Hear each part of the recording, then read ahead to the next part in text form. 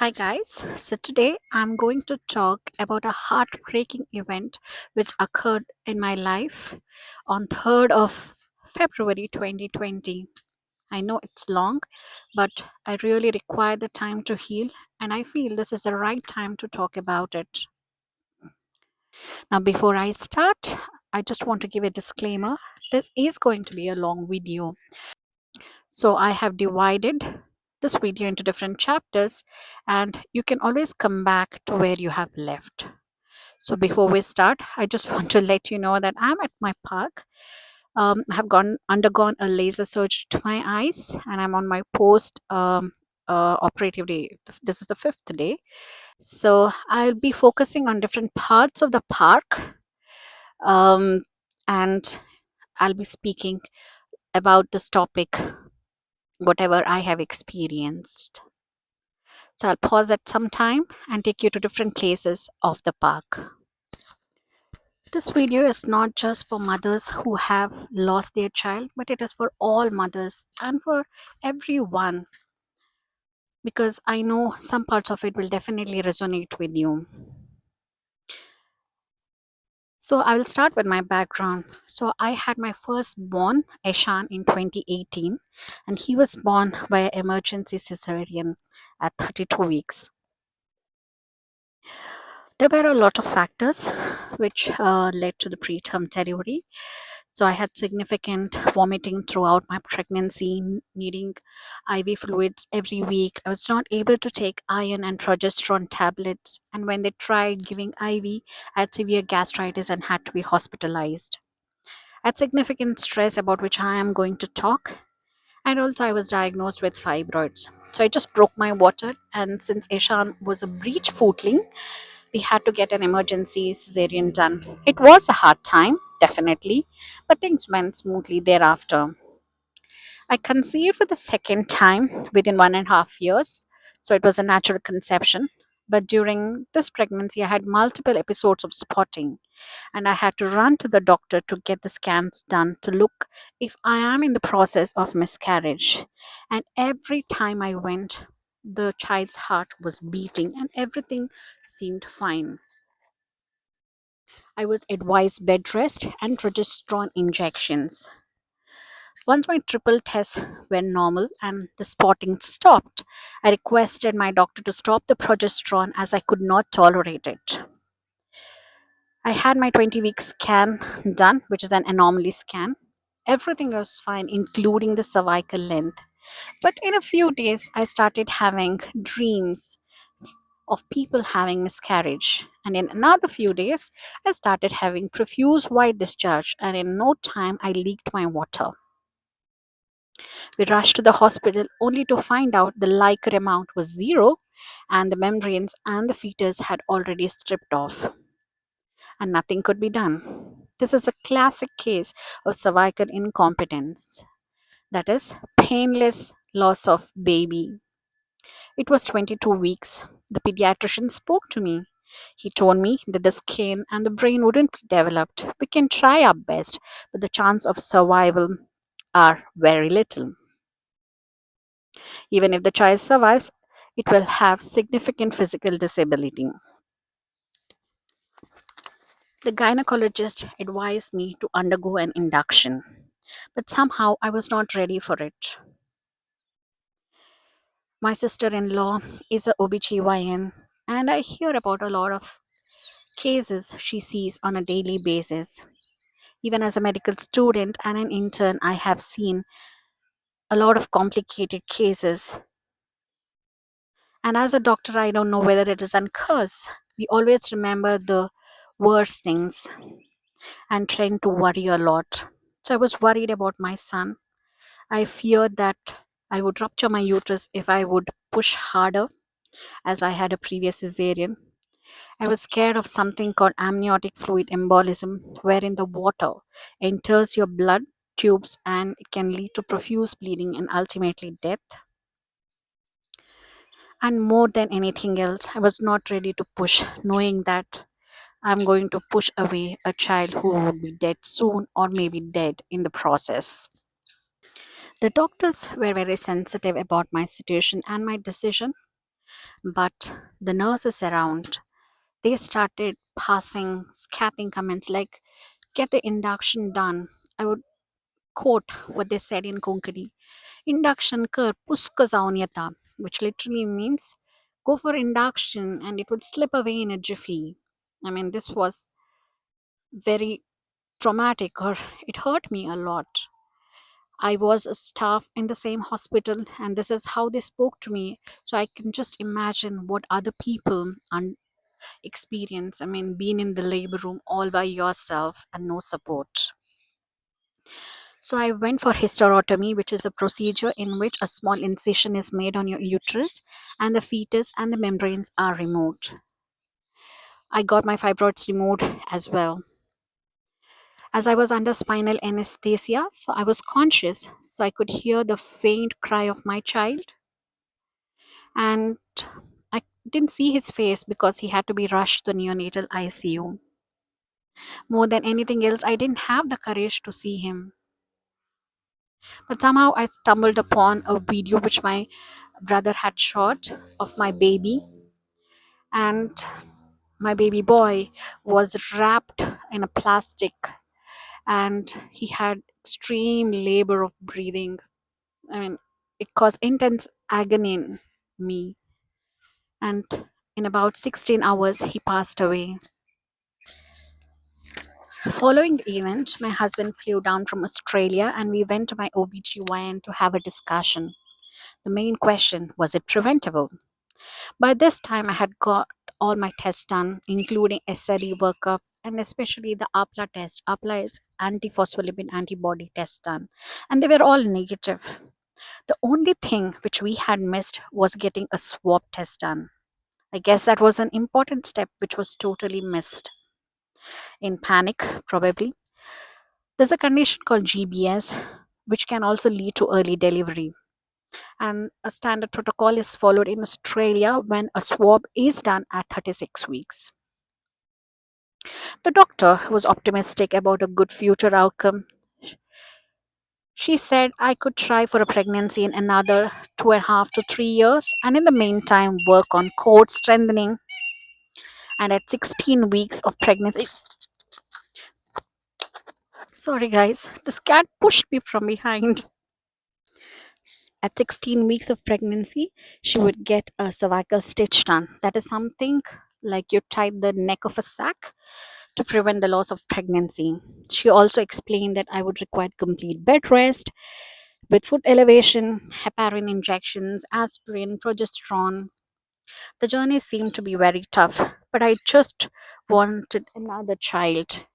Oh, this cat is just coming, just following me everywhere and rolling around, just not letting me. Maybe I'll go to a different place.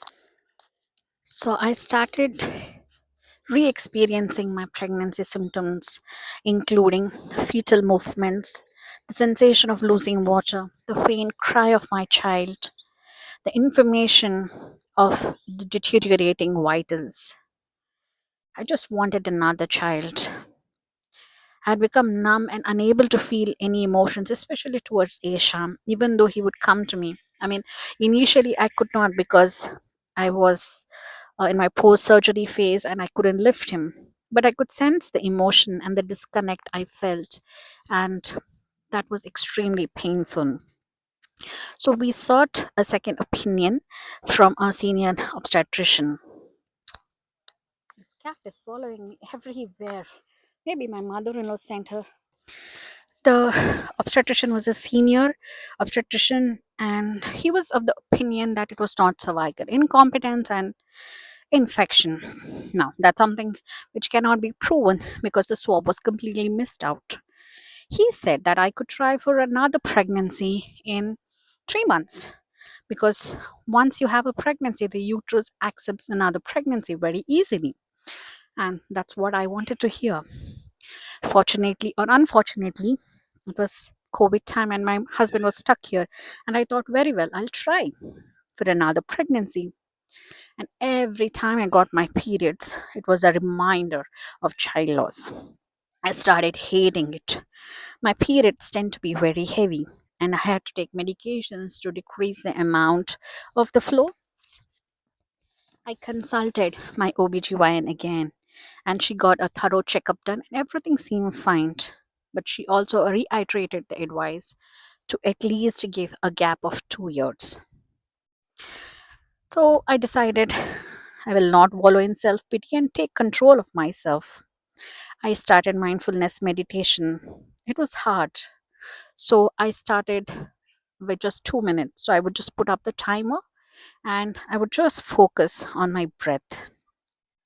I have uploaded a 19 to 20 minutes video on mindfulness meditation. So you can watch it just to understand how it works. But just to simplify it, what I can say is just sit in a comfortable position where you will not be disturbed. Put on a timer, say like 2 minutes, and just observe your breath, the way it goes in and out without trying to manipulate it. If your mind wanders, if you feel any sensation of your body in your body, so just divert your attention back to your breath. Doing this daily and extending the duration can work wonders. It will help you deal with the outside noise as well as the inner chatter. I also started walking, going for brisk walks for about 1.5 hours, making it to 15,000 steps a day. But one fine day, I had a fall. I didn't twist my foot, nor there were any obstacles. But I don't know, I just fell off. But I ignored it and continued my walks as I was more focused on my health. But this happened thrice, and at one point, I just couldn't walk. By then, I was in Australia. The scan showed inflammation of a tendon surrounding my ankle. I followed the advice of the physiotherapist, and he would strap me so that I could just walk. He taught me a few exercises to strengthen the muscles and was honest that since tendon does not have a blood supply, strengthening is the key. But that was not all of it. I saw a lot of effects on the long term. I noticed significant changes in my body and mind. I noticed I was aging quickly in my skin. I noticed premature aging, graying of my hair. I started gaining weight in spite of having a good diet. My blood parameters were normal, but the weight just wouldn't budge. I was diagnosed with hypothyroidism. My periods were heavy, and I required iron infusions almost every year. I became sensitive to food like lactose, gluten, and red meat. I was prone to falls and experienced aches and pains. The pain, which I could tolerate before, seemed to be much severe. It seemed to be much amplified. My personality had changed significantly. I felt like I couldn't recognize myself. I had such low self esteem, self confidence. I felt that I'm the most ugliest person on earth. I would snap at my loved ones. I was pessimistic, and definitely I was not at peace. Every cell of my body screamed of stress. I was constantly in a fight flight mode.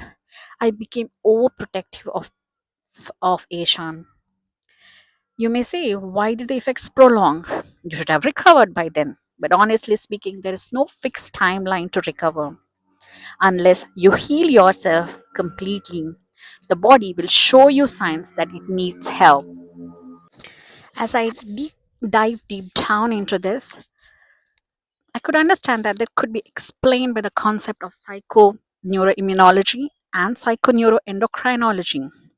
It explains how stress causes inflammation in every organ of your body and leads to weight gain, mood fluctuations, being easily accident prone, hormonal dysregulation, autoimmune diseases, and much more. The stress affects the thyroid functioning and can cause autoimmune diseases like Hashimoto's thyroiditis. It is also said that many cases of Hashimoto's, that is, a disorder in which your body attacks your thyroid, are often treated with L-thyroxine.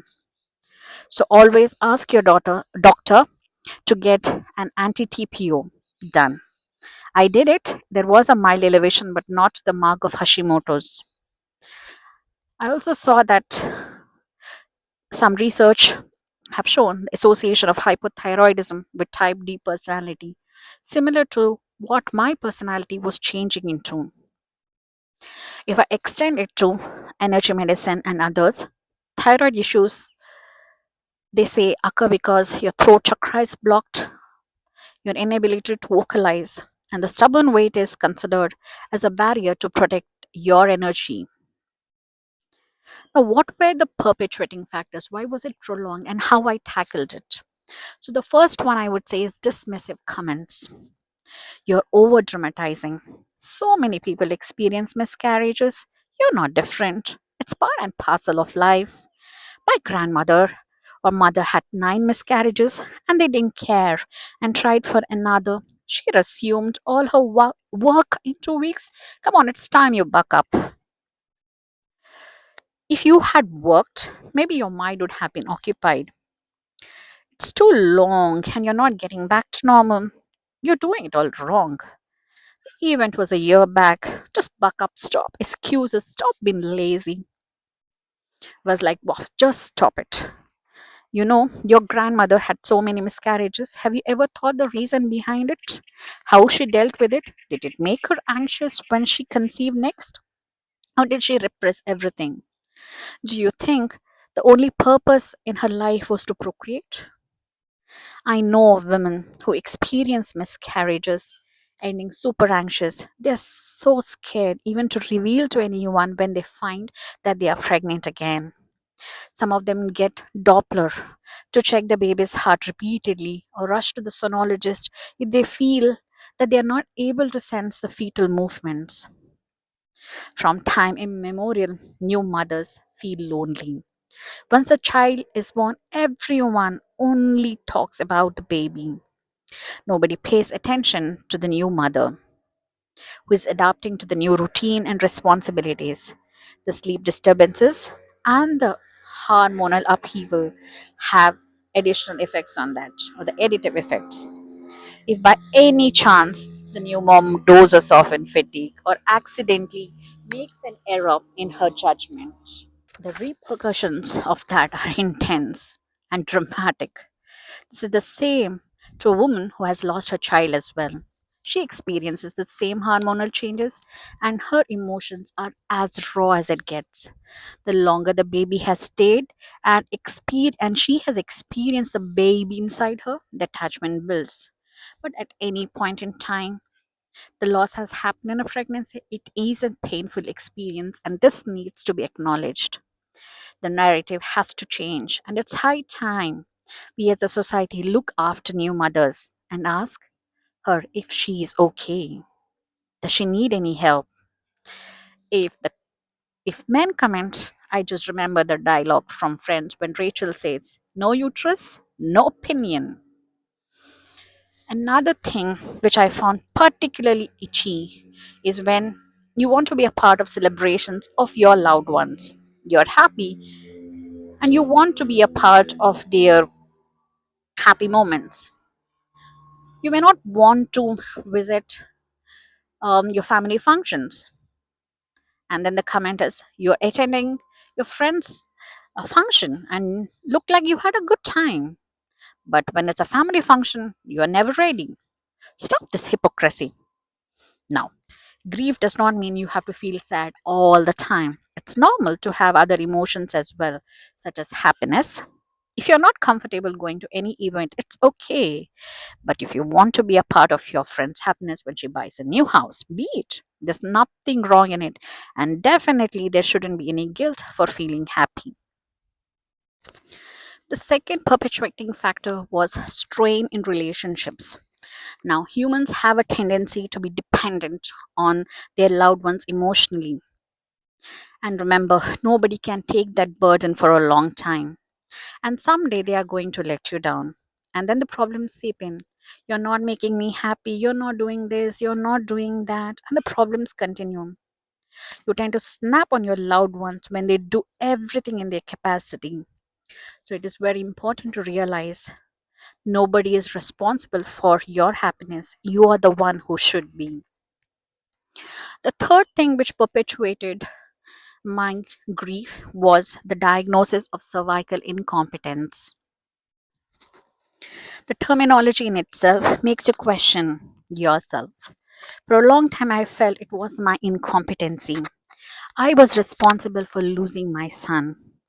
I'm glad that they have now changed the terminology to cervical insufficiency. I decided to empower myself by learning more about it.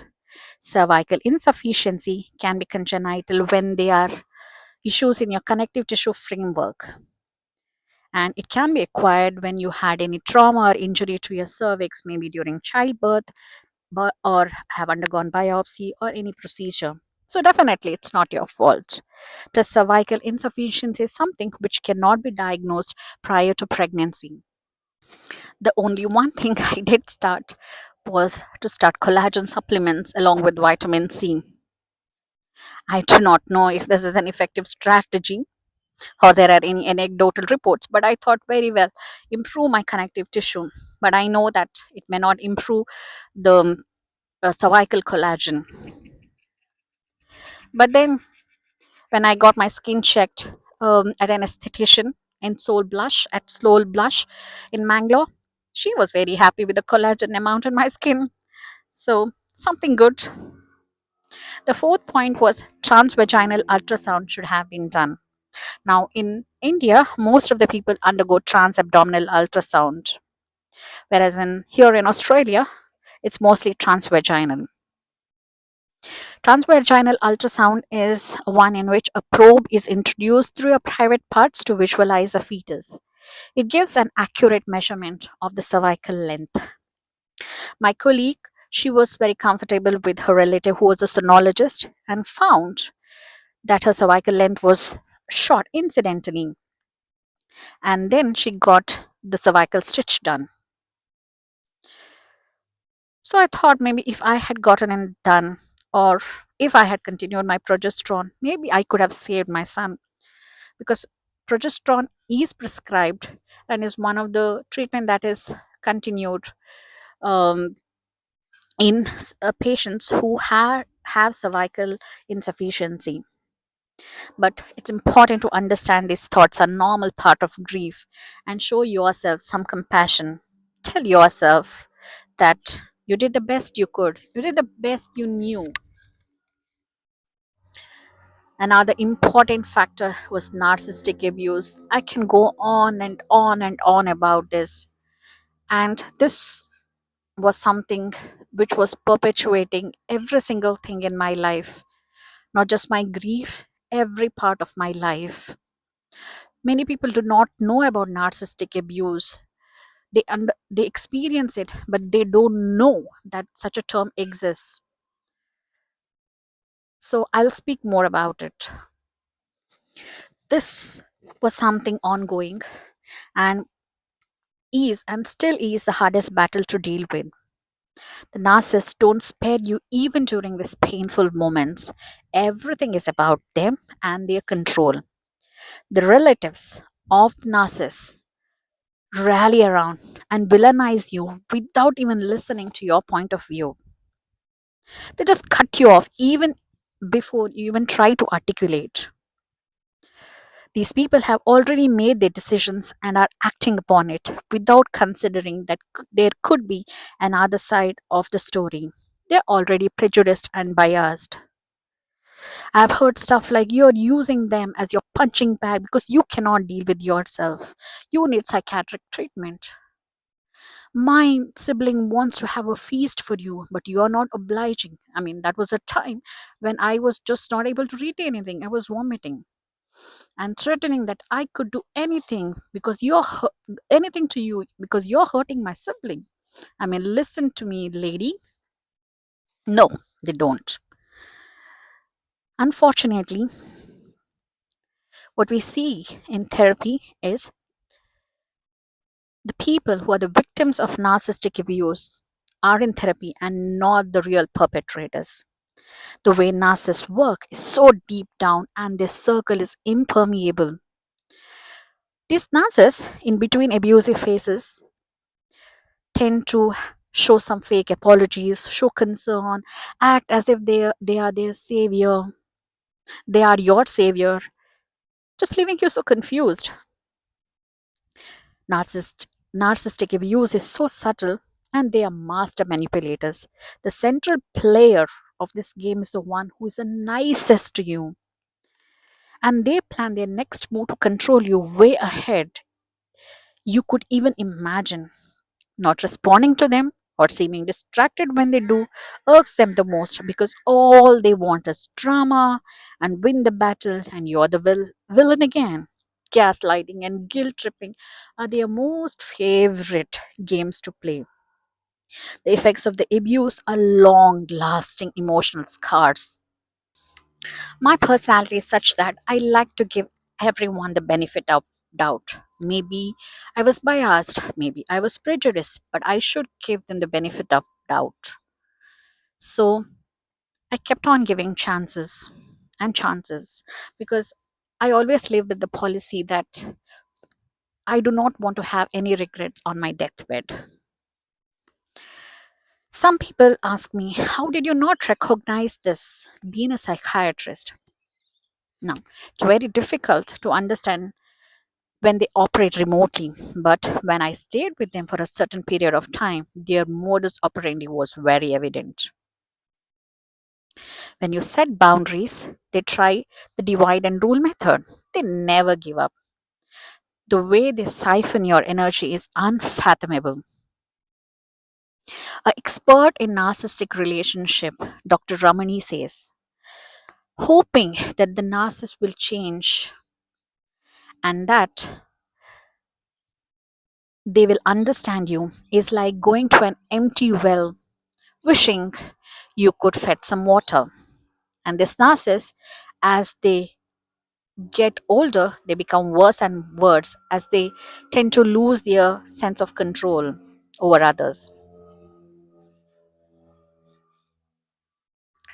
So, if you're experiencing this, please seek professional help. It is important to have a neutral, an expert in the field to talk to. Never talk to therapists who are relatives because how much ever they try to be neutral and non-judgmental, unconscious biases do exist. Never be scared or guilty to set boundaries. The people who you cut off are the ones who did not feel the need to explain the reason behind their behavior. So, why should you bother about them? And to be honest, it's not in my nature to beg these people, please listen to my point of view.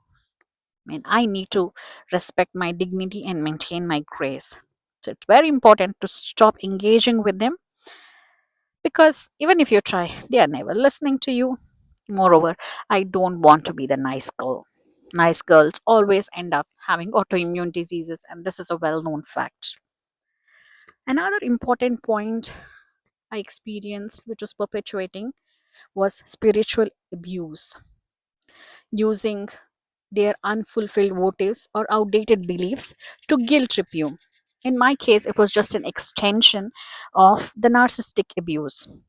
But if you believe in motives or it's your faith, you can definitely try it. I believe God does no harm, and when He teaches us through tribulations, He teaches us important lessons and literally changes us to the best. Obviously, we have a choice to be better or bitter, so it's up to you.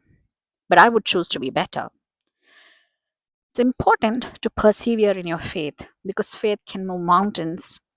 I myself derive great strength from my faith in the infant Jesus. Another important thing I think most people from India experience is losing a boy and the sympathy that follows. In Indian society, even till date, however educated you are, boys are considered future heirs who carry the family forward. So losing a baby boy is treated with extreme sympathy. But to be honest, for any mother, losing a child of any gender is the same. Another important thing is it's called Schadenfreude. I hope I'm pronouncing it right. It's a German terminology which means an experience of pleasure, joy, or satisfaction that comes from learning or witnessing the troubles, failures, or humiliation of another person.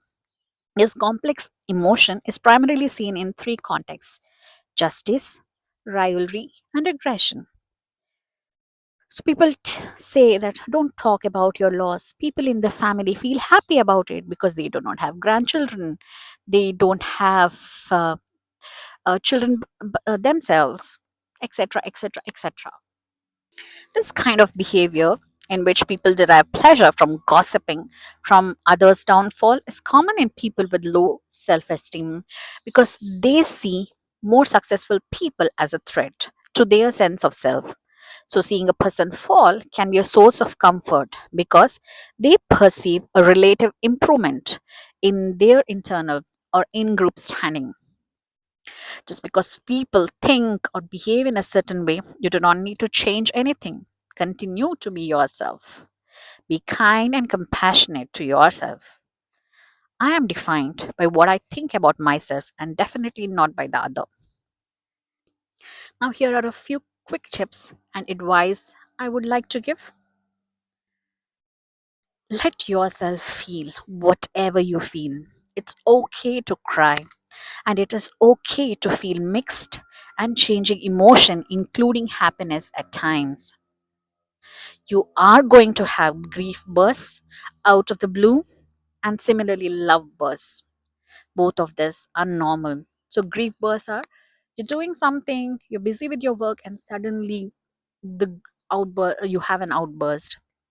Similarly, the love burst. Anniversary reactions, wherein your emotions are intense around birthdays or death dates or any significant dates, are a part of grief. Talk to a trusted friend and family about your feelings. If you're not able to, just journal. Write down your feelings, your thoughts, and let it go. Do not read it again, it's done there. Do not wallow in self pity, rather, practice self compassion. Find ways to connect with your child's memory, maybe photos, visiting the graveyard. So, I can tell you what I did. I mean, this just happened.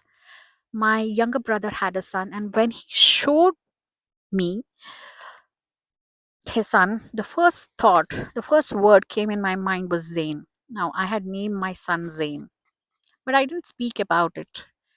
In a few days, my brother himself came to me and he asked me if I could name his son Zain, and I was very happy to give it. So, when I see Zain, it doesn't remind me of the pain, but instead, my emotion has transmuted in such a way that I experience immense motherly love and care for him. One of my friend, she adopted a tiger and named it after her deceased son, and she sponsors for the care of the tiger. So you could do different things, what is in your capacity. Practice self-care, have a routine, have a healthy diet, and follow any form of exercise which you enjoy. In the first few months, it's hard to think clearly, so do not take big decisions of life. Prayer and surrendering to the divine helps for people of faith. Mindfulness meditation helps you deal better. I have uploaded a video. You can start with 2 minutes, like I said, and slowly increase to 20 minutes.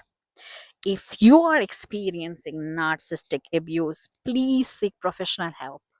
I mean, I am a psychiatrist, I know about it, but still, I sought therapy because it is very, very important to have a neutral figure who knows more about it, who is an expert in that field. Only they can guide you. Have a discussion with your GP or your OBGYN and plan your next move accordingly. Advance in science has reached newer heights and help is always available. There are self help groups like Grief Australia, Grief Line, Solace. You can always look into it. The departed soul knew only you and loved only you. And when you are at peace, they too will be. In spite of this, if you continue experiencing yearning, preoccupation with the deceased baby, intense emotional pain, It could be complicated grief. Please seek professional help. I have spoken about my complicated grief after my dad passed away, and I did seek treatment and it did help. If you experience sadness of mood, decreased energy levels, thoughts of harming yourself, thoughts that life is worthless, you feel that no help is available, you feel that you're unsupported, you experience anxiety symptoms, or you experience PTSD symptoms like re experiencing symptoms, please seek medical help. So, psychiatric help, professional help, please. Seeking help requires courage, and that's the first step towards your recovery. Remember, please choose life, and this phase will pass too. I hope this was useful and you're leaving this video learning something today. I'm a firm believer in the universal guidance, and I know this video will reach the right person at the right time. It will be here on YouTube, and you people can watch it at any point in time.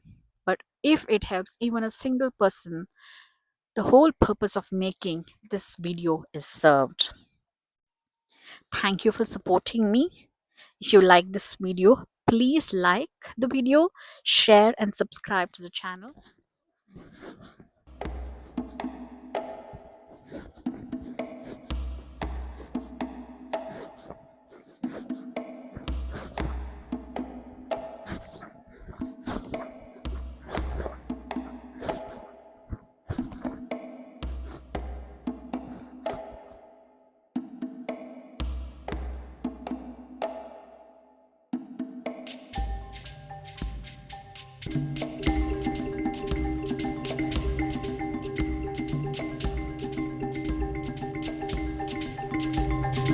Thank you for watching this video.